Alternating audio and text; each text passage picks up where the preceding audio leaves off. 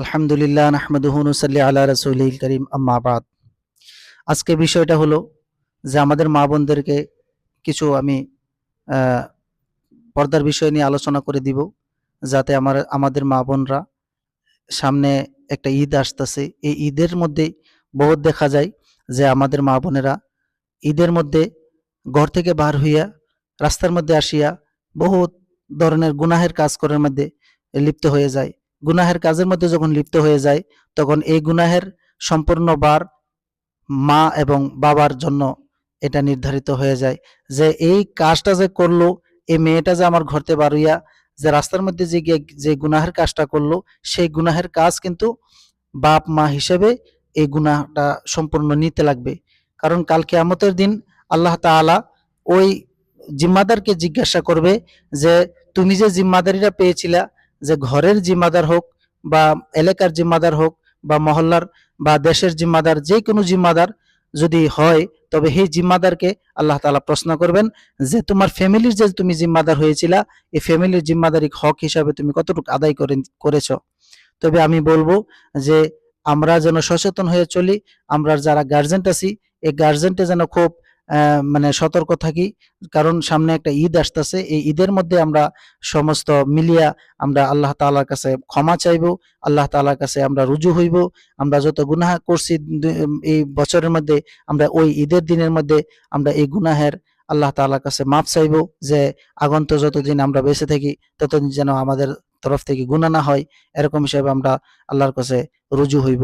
আর দেখা যায় আল্লাহর কাছে রুজু হইব কই, দেখা যায় যে আমাদের মা বোনরা পর্দাশীল হইয়া বিনা পর্দায় রাস্তার মধ্যে ঘোরাফেরা করে, হ্যাঁ, বহুত ধরনের গুনাহের কাজের মধ্যে লিপ্ত হয়ে যায়, এখানে যায় সেইখানে যায়, হ্যাঁ, বহুত ধরনের চুল ছাড়িয়া মাথা থেকে উড়না ফালাইয়া, হ্যাঁ, শরীরটা অন্য পুরুষকে দেখায়, তারপরে মাথাটার অন্য পুরুষকেও দেখায়, বহুত স্টাইল করিয়া রাস্তার মধ্যে ঘোরাফেরা করে।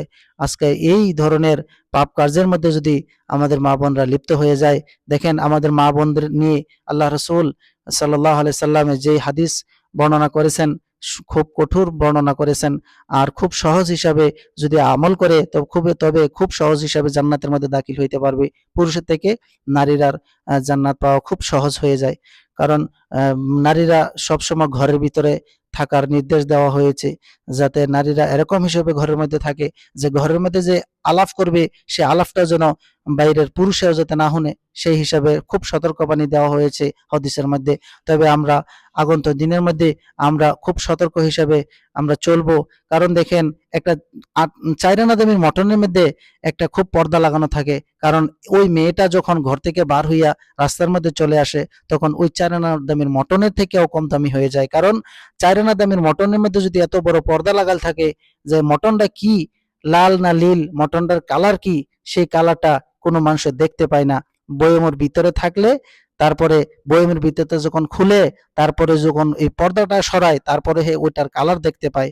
তবে দেখেন, আজকে আমাদের মা বোনদের এরকম হালত হয়ে গিয়েছে যে ঘর থেকে বার হইয়া রাস্তার মধ্যে এরকম উলঙ্গ হইয়া ঘুরতেছে, হ্যাঁ, চাইনা দামের মটন থেকেও কম দামি হয়ে গিয়েছে।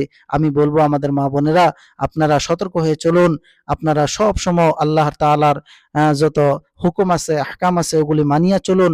নবীর সুন্নতের মধ্যে খুব আঁকড়ে থাকবার চেষ্টা করুন। কারণ আল্লাহ তাআলা আপনাদেরকে নিয়ে খুব গর্ব করছেন।